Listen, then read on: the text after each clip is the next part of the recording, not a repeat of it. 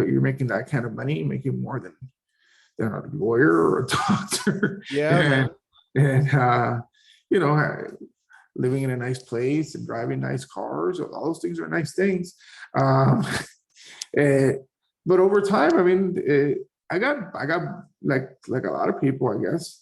I started like looking around and thinking about, as I got a little older, what happens next? You know, what happens when I'm 50 or 60 years old, and you know, and all the guys that worked with me, I could see what they were at. They were divorced 2 or 3 times. And they weren't really happy, even though they had some stability when it comes to material possessions. So I started like seeking out and reading books and things like that.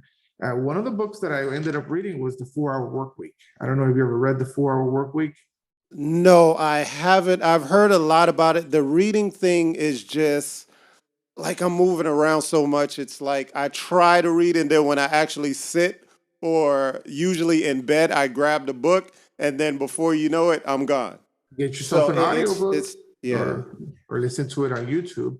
Okay. But that that book, I took up that book. I took Who Moves My Cheese, which was another one, and The Richest Man in Babylon.